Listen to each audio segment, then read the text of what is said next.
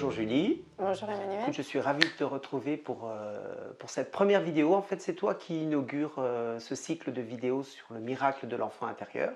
Et ça n'est pas anodin parce qu'en fait, c'est en partie toi qui m'as donné cette idée. Il y a quelque temps, pense que tu t'en rappelles, tu m'as envoyé un petit mot en me disant combien finalement le travail que tu avais fait sur l'enfant intérieur restait vivant et présent dans ta vie. Et tu me proposais d'être, pourquoi pas une ambassadrice, en tout cas tu me demandais si tu pouvais faire quelque chose pour Cœur d'enfant, pour faire connaître cette thérapie, que tu étais disposée. Et ça m'a donné l'idée de créer ces entretiens. Donc je crois que... Alors ça fait combien de temps maintenant que tu as terminé la thérapie avec moi? Ça fait 4 ans. Oui, 4 ans. Même plus de 4 ans, je pense, un peu plus. Ouais. Tout à fait. Et tu as fait de l'individuel, mais aussi du groupe. Oui, c'est ça. J'ai commencé par l'individuel, mais vite dans les groupes, et après encore un petit peu d'individuel. Oui. C'est vrai que le travail en groupe, il est essentiel sur le travail sur l'enfant intérieur. Qu'est-ce que toi tu as vu de différent, enfin en tout cas en quoi l'apport du groupe a été essentiel pour toi? Alors c'était essentiel pour moi parce qu'en fait les problématiques que je vivais de mois à mois, en fait c'était le problème de relation avec les autres aussi, où je me renfermais complètement sur moi-même. Et le fait d'être en groupe, j'ai abandonné tous mes préjugés ou toutes mes peurs que je pouvais avoir en étant avec les autres. D'être avec le groupe, ça m'a recréé un nouveau lien que je ne connaissais pas en fait. Je me suis rendu compte que je ne connaissais pas. Le lien que j'ai eu avec Cœur d'enfant, c'est un lien que je ne connaissais pas. Oui, c'est pour ça que je dis que la thérapie de l'enfant intérieur, c'est une thérapie du lien et de la relation, parce que ça permet cette connexion à soi, mais aussi aux autres, en fait, qui est complètement renouvelée, modifiée en profondeur. Quel a été pour toi, Julie, le principal changement? Si tu devais nommer un seul changement, en fait, que cette thérapie t'a apporté, tu dirais quoi? Alors, au début, je voyais bien que ça me créait des changements intérieurs, mais ça se faisait inconsciemment. Et en fait, moi, le problème que j'avais, pour rentrer dans le vif du sujet, c'est que en tant que femme, j'avais jamais eu mes règles naturellement. Et ce qui m'a marquée, c'est que j'ai commencé Cœur d'enfant et le jour de mon anniversaire, je vais aux toilettes et j'ai mes règles en fait. Et ça a été incroyable pour moi. Et du coup, j'ai cru à fond toutes mes croyances et tout mon espoir, pour le coup, il était palpable en fait. Et du coup, j'ai encore eu encore plus d'espoir dans la thérapie et ça a encore plus fonctionné, etc. Le fait qu'il y ait quelque chose de concret qui se passe, moi, je tombais des nues, quoi. Et je me suis dit, mais ça marche. Et de plus en plus, j'y croyais. Et de plus en plus, j'y croyais. De plus en plus, ça fonctionnait. Donc, et ça a tout changé chez moi, vraiment. Oui, c'est vrai que l'espoir, c'est vraiment un élément fondamental en fait de la transformation en thérapie. Et c'est intéressant ce miracle, le premier miracle que tu rencontres avec la venue de tes règles. Tu avais quel âge en fait? En fait, je les avais jamais eu naturellement parce que je prenais un médicament pour les déclencher. Mais je savais que naturellement, je les avais jamais eus. Et j'avais formulé ce vœu, on va dire, en faisant la thérapie Cœur d'enfant, j'avais formulé, moi j'aimerais avoir mes règles naturellement en tant que femme, je me sens pas femme et tout ça. Et le jour de mon anniversaire, c'était le jour de mes 35 ans. Et le jour de mes 35 ans, mes règles sont venues comme ça et ça faisait longtemps que j'avais arrêté le médicament. Donc voilà. Ah oui, c'est super. Quel autre changement tu as observé aussi dans cette thérapie? Moi, ça m'a tout changé. J'étais renfermée sur moi, je me cachais partout, j'avais honte de moi, mais sans vraiment savoir ce qui n'allait pas. Et en fait, la thérapie a tout éclairé. J'ai retrouvé la personne que j'étais, pourquoi j'avais ressenti ça, pourquoi j'avais grandi avec la peur et la honte alors qu'en fait... comment dire, ça a éclairé ce qui bloquait chez moi et ça s'est fait comme ça et du coup ça m'a débloqué tout ce qui était fermé à l'intérieur. En fait, je pense que mes règles, c'est parce que ça a recirculé en fait. J'étais toute cadenassée d'intérieur et puis et du coup ça s'est renouvelé, ça s'est fluidifié et tout et j'ai retrouvé ma vivance en fait. Pour moi, c'était la vivance. J'ai retrouvé la personne que j'étais. J'avais tellement peur d'être moi-même, et avec Cœur d'enfant, c'est la première fois que je m'autorisais à être moi-même. Et ça a commencé comme ça. Et après, avec des exercices quotidiens, dans ma vie concrète, et ben, que ce soit au travail ou dans mes relations, j'avais des exercices à faire parce que ça commençait comme ça. Et je faisais des exercices pour tâcher d'être moi-même sans avoir peur. Et au fur et à mesure, mes peurs sont descendues comme ça.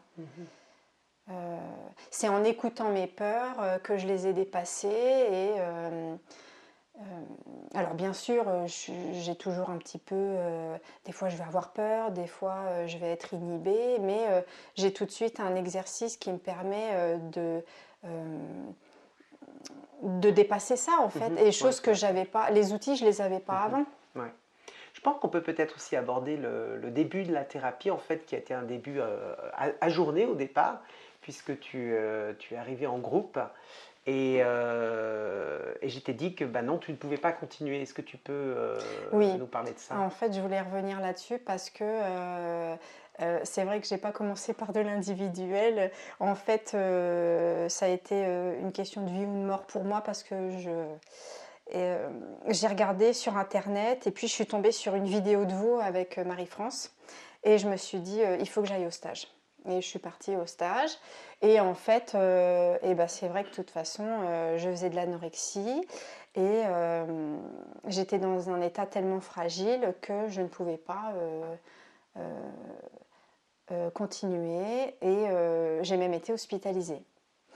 Mais le fait de savoir qu'en allant mieux, je pourrais refaire Cœur d'enfant, ça a joué dans ma guérison et je suis revenue. Tout à fait. J'ai trouvé ça très courageux finalement d'accepter d'entendre que quand tu es venu au premier stage, c'est une hospitalisation en fait qui était nécessaire. Et c'était courageux pour toi de franchir ce pas en fait, pour mieux revenir et puis finalement faire cet incroyable parcours thérapeutique que tu as fait. Oui, et pour dire aussi que ça m'a rassurée qu'on me dise que j'ai besoin d'être hospitalisée, de me requinquer en fait. C'est pas faire une thérapie pour faire une thérapie, c'est il faut déjà être bien physiquement pour intégrer tout ce que tu vas changer dans ta vie, quoi. Tout à fait. Qu'est-ce qui t'a le plus touché dans mon accompagnement? Les petits exercices qui ressortaient de la magie et puis en même temps très concrets. Je savais que ça a changé ma vie concrète et que c'était moi dans mon quotidien très terre à terre. En fait, il y a le côté très terre à terre, ça me change.